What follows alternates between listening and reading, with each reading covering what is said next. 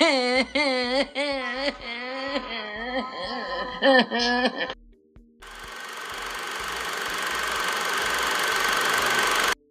to all the classic people that are returning. I'm glad you're back. I want to welcome any new visitors. As a technical note, references and citations are listed for each show on the site at classicmovierev.com.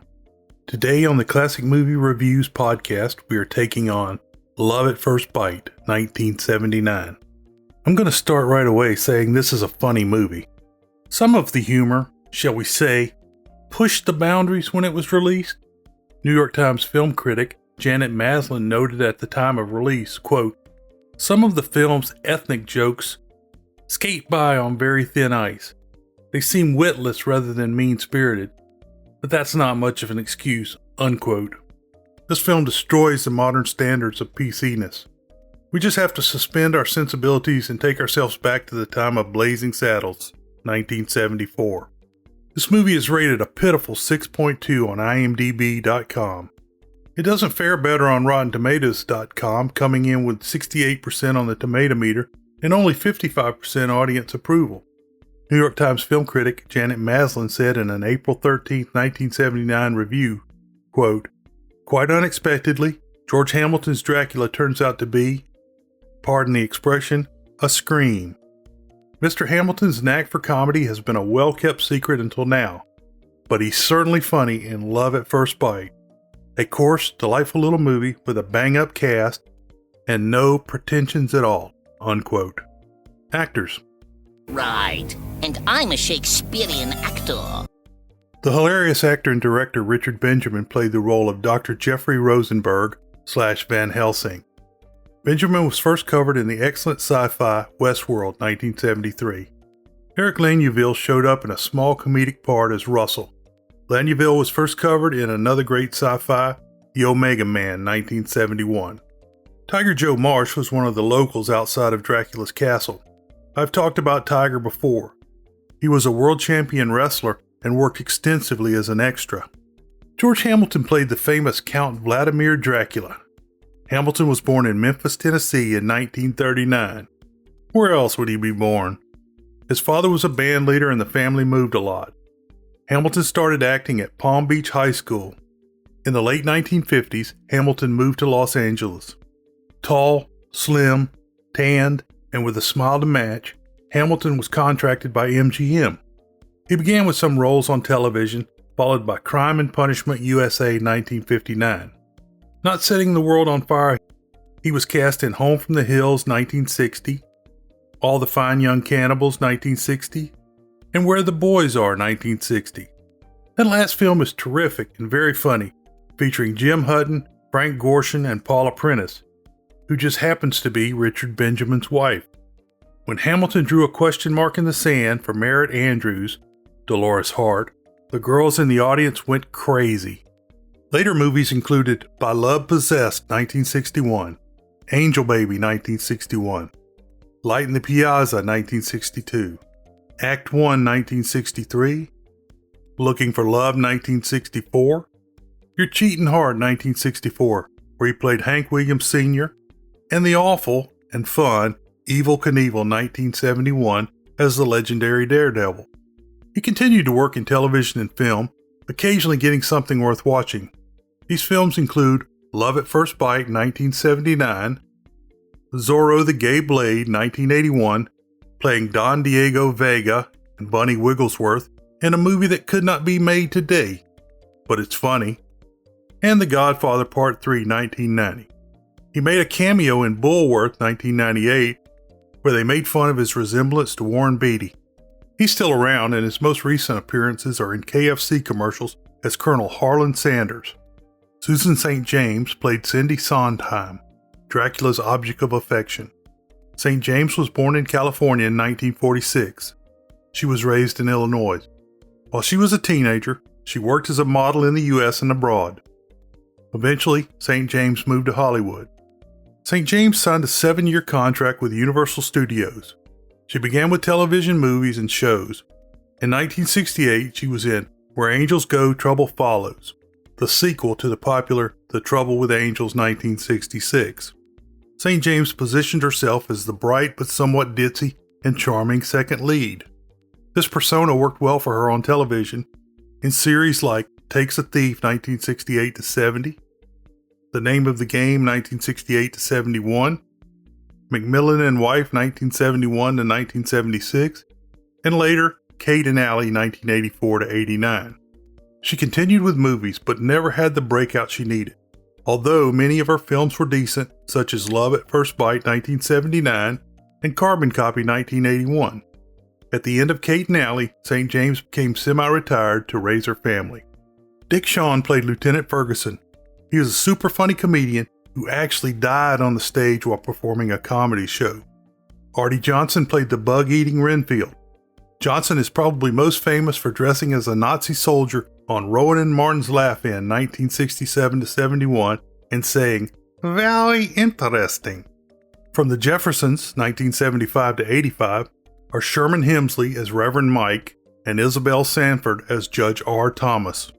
Two other cameos are Barry Gordon as the flashlight seller and Ronnie Shell riding in an elevator. Shell was Duke on Gomer Pyle, USMC, 1964-69. Story. Let me explain. No, there is too much. Let me sum up. A gypsy fiddle plays over a full moon as the credits roll. A giant hilltop castle is shown against the background. Wolves howl, and a casket is shown in the castle basement. A gloved hand slowly opens the lid. The feet and cape of the occupant are shown as the wolves continue to howl. Count Vladimir Dracula, George Hamilton, rises and begins to play the piano in the candlelit, fog-covered castle. The wolves continue to howl. The music is drowned out by the wolves. Dracula shouts, "Children of the night, shut up!"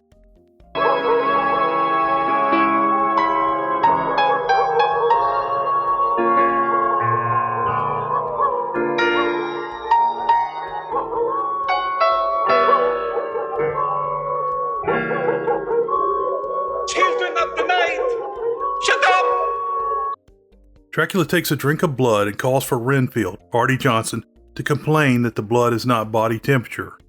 Renfield delivers a fashion magazine with Cindy Sondheim, Susan St. James on the cover. Dracula says she is the only woman he has ever loved. He said he bit her once in Warsaw in 1356 and twice in England in 1931, where she was known as Mina Harker. He said he lost Mina in the London fog. Renfield says Dracula was saved in 1931 from Van Helsing's stake by a cigarette case he had given him. Dracula takes his magazine to the coffin, and Renfield finds a bug to eat. No sooner has Dracula laid down when Renfield comes to tell that there are some government people at the door. A commissary woman, Lydia Christine, tells that the castle is being turned into an Olympic gymnast training camp, and he must leave. In 48 hours, we'll be back here with trampolines, parallel bars, swings, and Nadia Kamenich. Don't be here. Either you spend the rest of your life in an efficiency apartment with 7 dissidents and 1 toilet, or you gather your aristocratic shit together and split. Damn commies. As Dracula prepares to leave, a crowd arrives with torches and lots of pitchforks. A fiddle player provides tense music. They are no longer afraid. Someone is selling wolfbane. Dracula enrages some of the crowd. Ah, you dirty bat! You beat my mother! What is your name?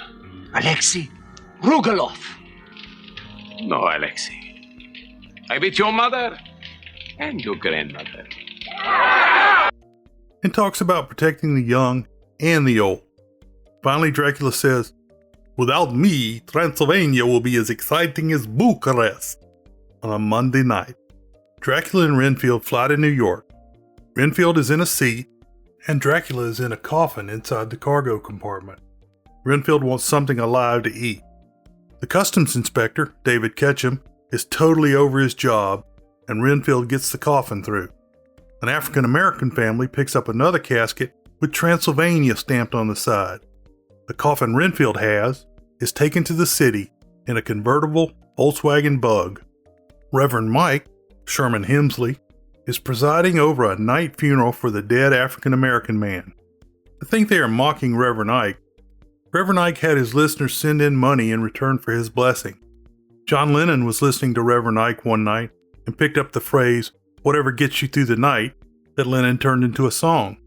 Just as Reverend Mike is going on about when you are dead there is no coming back, the coffin begins to open. Dracula sits up and says, "Good evening," and the whole church clears out. Dracula begins to walk through Harlem, where he draws a lot of attention. 4 African American men begin harassing Dracula. They call him a honky, but he says he is not Hungarian. When attacked, Dracula breaks the biggest fella's hand, knocks the second one into a fire hydrant, and melts the third's knife. The last, Russell, Eric Langeville, says he doesn't even know the other guys. Dracula uses mind power to toss Russell through a window. Russell grabs a television from the display and runs away. I ain't with these guys. These brothers just standing here. Now, I know my way home, so you don't have to show me.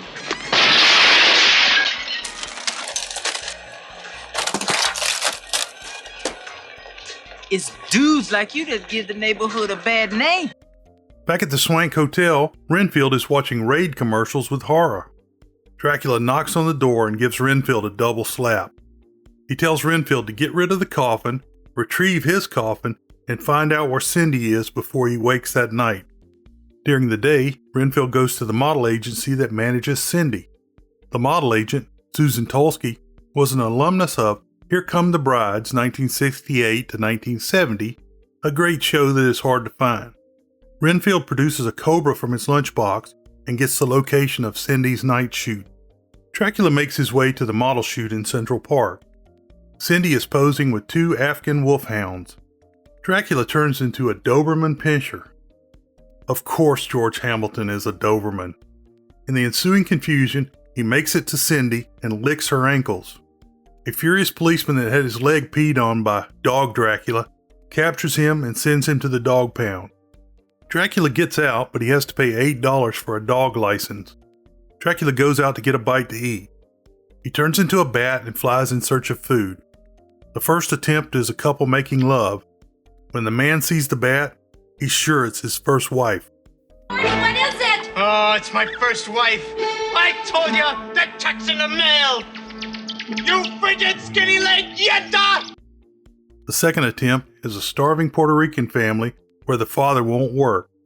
When Dracula comes in as a bat, they think it's a black chicken and try and kill it to eat it. His third attempt is of a wino that is in an alley.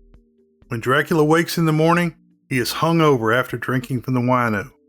Dracula said the blood tastes like the Volga River at low tide. He is lonely and feeling sorry for himself. Over. I'm a has-been. O-B-E-R. But, Master, you're Dracula, son of Dracula. You've been the reigning Prince of Darkness for over 700 glorious years. When Renfield tells him he has Cindy's location, Dracula peps up a bit. Dracula goes to the disco and makes it to where Cindy is sitting. At first, she thinks he's a waiter. After a little leading talk, they decide to dance. Look into my eyes and tell me what you see. They're bloodshot, and you had too much to drink last night. What else? I don't know. You tell me. I love you. And I can give you eternal life. Shit, I knew it, an insurance salesman. They do an amazing dance to some damn song and then head back to her place. Cindy is a disaster with a dirty house and needing to take booze, pills, and weed before making love. Dracula looks at a picture of Dr. Jeffrey Rosenberg / Van Helsing, Richard Benjamin, in Cindy's living room. Dracula ignores all her faults. There's just one thing I want to tell you before we do it. This is purely physical. And I don't expect to see you after tonight, and you are not obliged to call me. There's no commitment. Are you listening to me? No. Why not? Because you're not saying anything we want to hear. And they make love all night. He bites her once. The next day, Cindy sees her psychiatrist and part-time boyfriend, Jeffrey Rosenberg. She tells about the sex, and he is not happy. Rosenberg has been with her for 9 years and won't commit. She shows her neck to Rosenberg, and he says it's the work of Dracula. He says his grandfather is Fritz Van Helsing. Dracula. How did you know his name? Dracula, alive. Of course he's alive. I told you I was just with him last night. Cindy. What? Darling, you met him a long time ago. You were a little girl. He was a very great man. Count Dracula? No. My grandfather, Dr. Fritz von Helsing. He was the first man to discover the thing you slept with last night. Thing? Excuse me. Rosenberg reads from a reference book that he will have to bite her 2 more times. Cindy doesn't believe any of the tales, and Rosenberg wants to meet Dracula. When Cindy gets ready to leave, Rosenberg duns her for the money for her visits. The next night, Dracula arrives in an undriven carriage and has long-stemmed roses. Cindy and Rosenberg are waiting in the restaurant. Rosenberg opens a mirror on Dracula. Dracula slaps it away. Rosenberg gives Cindy a necklace of garlic. Rosenberg reveals that his grandfather was Van Helsing. You're getting to be a bore, Rosenberg. Von Helsing, Count Dracula. My grandfather was Dr. Fritz von Helsing. I changed my name to Rosenberg for professional reasons. He practiced in London. Is the name familiar to you? Von Helsing. I should have known. Your grandfather was a very wise man. He then pulls out a Star of David, and it does not affect Dracula. Rosenberg and Dracula have a hypnotize off. They are an equal match, and Cindy walks out on them. Later that night, Dracula flies as a bat to Cindy's terrace. He forces his way in. She threatens to call the police, and he sweeps the phone away. Renfield gives the rooster crow, and Dracula must return to his coffin. Cindy asks for a quickie, and he says, "Only longies for you." It is late. I must go. Wait a minute. Come on. Go to bed. Maybe get in a little quickie. No. With you, never a quickie. Always a longie. After sunrise, Rosenberg goes to the police station.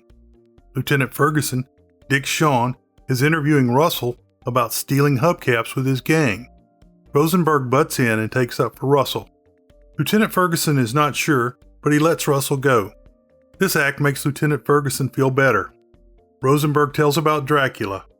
Lieutenant Ferguson sends the cops after Russell and then throws Rosenberg out. Rosenberg checks into Dracula's hotel as a conventioneer. He slips out and breaks into Dracula's room. Rosenberg pours gas on Dracula's coffin. He brought the gas up in his suitcase. Rosenberg sets the coffin on fire. Dracula calls for Renfield, who in turn summons help. Dracula is saved and the police send Rosenberg to Bellevue Hospital's mental ward. Cindy comes to visit and brings 6 boxes of Kentucky Fried Chicken. Rosenberg picks this time to propose to Cindy. He promises to be good and Cindy promises to get him out soon. After she leaves, the drawing Rosenberg is working on is shown. It is a picture of a caped Count Dracula. Rosenberg adds the phrase, "Dracula sucks." Renfield and Dracula arrive at the municipal blood bank in a hearse. After getting past the guard, Renfield terrorizes the nurse with a mouse down her bosom. Dracula and Renfield find the bags of blood and are amazed and say it's like a supermarket. Did Sookie Stackhouse steal this idea for True Blood 2008 to 2014? Dracula meets Cindy for dinner. He gives Cindy a bat necklace with a blood ruby. Cindy thinks she is falling in love with Dracula. She is all mixed up. Dracula says she was born at the wrong time. Rosenberg shows up at the restaurant. As he points a gun at Dracula, he says the second way to kill a vampire is 3 silver bullets through the heart. He shoots Dracula 3 times. Dracula says no, that's for a werewolf. The police haul Rosenberg away. Cindy can see the other places she has been with Dracula when he is around. Lieutenant Ferguson is reading a newspaper with the headline, "Blood Bank Robbed of 200 Gallons." He is waiting to see Rosenberg, who is now held in a straitjacket inside a padded room. Rosenberg is sure it's Dracula biting people and stealing blood. Stolen, and no one was sexually molested. Turn to page 46. 30 years on the force, never cracked a big one. And now here's my big chance. Have to go after a vampire. I couldn't have been a drug bust. Lieutenant Ferguson finally accepts the idea, and the 2 men head out on the chase. The 2 men arrive at Cindy's. She is wearing white face cream and Rosenberg thinks it is too late.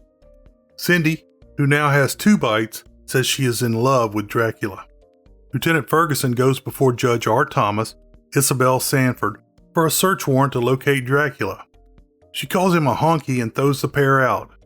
By the time they get back to Cindy's building, it is night, and Dracula's hearse is outside. Rosenberg breaks into Cindy's apartment and searches for Dracula. He finds Renfield in the closet. Renfield tells the plan. Cindy asks why he did that. Rosenberg says the bad guys always tell their plans to the good guys. See James Bond. Rosenberg hits Renfield in the crotch with a broom. He uses a shot to knock Cindy out before trying to go downstairs. A brownout hits the city and the lights go out. They are stuck in the elevator. Upstairs, Dracula comes in as a bat with the tickets. The tickets are for London. Dracula opens the elevator shaft and yells for Cindy. The people in the elevator think Rosenberg is crazy and they beat him down. Dracula comes down the chain to save Cindy. When the lights come on, the entire city has gone crazy. Lieutenant Ferguson and Rosenberg talk to a TV reporter before running to the car. Russell is stealing the tires. They jump on a police motorcycle and head for the airport. Cindy and Dracula are in a taxi ahead of the motorcycle. The expressway is jammed. Dracula uses some mind control on the driver and the car to get them through the jam, occasionally driving on the grass. Rosenberg thinks he might love Cindy. Dracula and Cindy's cab drive through a lover's lane park. When the car jumps over a couple, the taxi driver shouts, "Eat your heart out, Burt Reynolds," referencing Smokey and the Bandit 1977. The driver delivers Cindy and Dracula to the airport. Inside the airport, Renfield finds out that Dracula's coffin has been sent to Jamaica. Cindy and Dracula jump on the baggage chute to head to Jamaica. Lieutenant Ferguson and Rosenberg follow them through the airport to the runway. Cindy and Dracula miss the plane. The only way out is for Cindy to take the 3rd bite. She is unsure. Rosenberg, screaming that he may love Cindy, forces her to choose. She asks Dracula to make the 3rd bite. Rosenberg jumps on the cape with a wooden stake, but Cindy and Dracula are gone. A check falls from the air, and Cindy's psychiatry bill is paid. She left me, but she learned something. She's a responsible person. Or whatever. Lieutenant Ferguson and Rosenberg decide that Dracula is good with the women because he wears a cape. What was it with that guy? I mean, what did he have? Was it the accent? Good evening. No, I think it was the cape. The cape? The cape. Don't be ridiculous. Try it out. Lieutenant Ferguson is going to use the cape for his anniversary. Cindy and Dracula fly as bats across the ocean. Dracula says they only have the nights. Cindy is okay with that, saying she never gets her shit together before 7 p.m. anyway. I'll be right back with conclusions and the world-famous short summary following a word from our sponsors. Summary: the removal of a single song decreased the quality of this movie. When Dracula and Cindy first danced at the disco, the song originally used was "I Love the Nightlife" by Alicia Bridges. The song was a perfect metaphor for Dracula and the life he wanted for Cindy. You also leave the viewing singing that song. It's quite an earworm. Licensing issues, read money, forced the song to be removed from later broadcasts and DVDs. It was replaced by a version of "The Man That I Love," and it makes no sense. The original song has been restored to some DVD releases beginning in 2015. This movie is a series of homages and tributes to other films. George Hamilton was said to be imitating the accent of Bela Lugosi from Dracula 1931. There's no mistake that Artie Johnson, as Renfield, uses Renfield's voice made famous by Dwight Frye in Dracula 1931. William Tuttle, the makeup artist from Dracula 1931, worked makeup for this film. When the wolves drowned out the music, Dracula shouts, "Children of the night, shut up." This scene is a twist on Bela Lugosi in Dracula 1931, after hearing the wolves bay saying, "The children of the night, what beautiful music they make." Dracula tells that the woman he bit twice in England in 1931 was named Mina Harker. The name is from Mina Seward, who was engaged to John Harker and is straight from the movie Dracula 1931. The conflict with the 4 African American men is a parody of a scene from Scream, Blackula Scream 1973. The star of David Bit, references and is the inverse of a joke in The Fearless Vampire Killers 1967, which was directed by Roman Polanski when he wasn't out abusing teenagers. Rosenberg labels his mental hospital sketch of Dracula with Dracula Sucks. Dracula Sucks was the working title of this film and the name of a 1978 porno movie. There's a lot of product placement in this movie. I guess it was a sign of the times. In the scene where Rosenberg is in the mental hospital, Cindy brings him 6 Kentucky Fried Chicken boxes. It's funny that Hamilton became a pitchman for KFC, as it is now called. Next time, we will have a movie that crosses the bridge between horror and neo-noir for our November celebration. So look for that episode to come out. Don't forget to drop by the store and check out the merchandise. World famous short summary. It's a fine line between wooing and stalking. I hope you enjoyed today's show. You can find connections to social media and email on the site at classicmovierev.com or in the podcast show notes. If you enjoyed this show, go ahead and hit the subscribe button. If you've already subscribed, you can tell a friend, colleague, or family member about the show or leave a review at Apple Podcasts. It really helps the show get found. If you want to comment, suggest a movie, or help out, contact me by email at jec@classicmovierev.com. Beware the Moors.